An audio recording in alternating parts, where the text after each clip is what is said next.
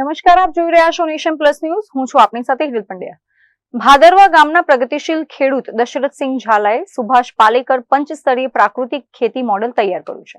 નહિવત ખર્ચ સાથે તૈયાર થયેલું અને બમણી આવક આપતું આ ફાર્મ અત્યારે ભારે આકર્ષણનું કેન્દ્ર બન્યું છે.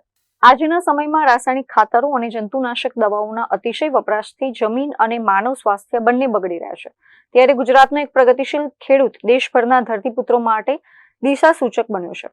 ભાદરવા ગામે આવેલા SPK જય માતાજી ફાર્મ ખાતે અગ્રણી ખેડૂત દશરથસિંહ ઝાલા દ્વારા તૈયાર કરાયેલું સુભાષ પાલેકર પંચસ્તરીય પ્રાકૃતિક કૃષિ મોડેલ અત્યારે ભારે આકર્ષણનું કેન્દ્ર બન્યું છે.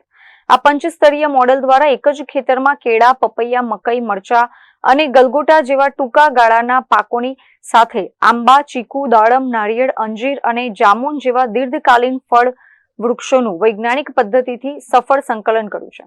ગાયના છાણ અને મૂત્રમાંથી બનતા જીવામૃતના ઉપયોગના કારણે આ મોડેલમાં ખર્ચ નહિવત જેવો થાય છે. આ ફાર્મમાંથી અત્યાર સુધીમાં તમામ ખર્ચ કાઢીને 5,41,800 રૂપિયાનો બમ્પર ચોખ્ખો નફો મેળવાયો છે. વળી આગામી વર્ષોમાં જ્યારે ચીકુ, આંબા, નારંગી અને મોસંબી જેવા ફળ આપતા થશે ત્યારે આ આવક બમણી થવાની સંભાવના છે.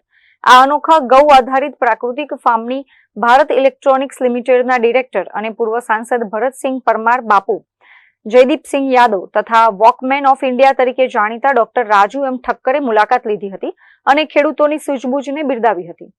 આ પ્રસંગે ભરતસિંહ પરમારે જણાવ્યું હતું કે આ મોડેલ ખેડૂતો માટે ઓછો ખર્ચ, વધુ આવક, સ્વસ્થ જમીન, ઝેરમુક્ત અન્ન આપનારો શ્રેષ્ઠ માર્ગ છે.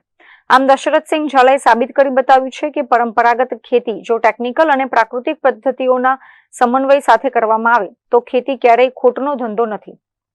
ગુજરાત સરકાર પણ પ્રાકૃતિક ખેતીને પ્રોત્સાહન આપી રહી છે. ત્યારે ભાદરવાનું આ મોડેલ આગામી દિવસોમાં રાજ્યના અન્ય ખેડૂતો માટે દીવાદાંડી સમાન સાબિત થશે.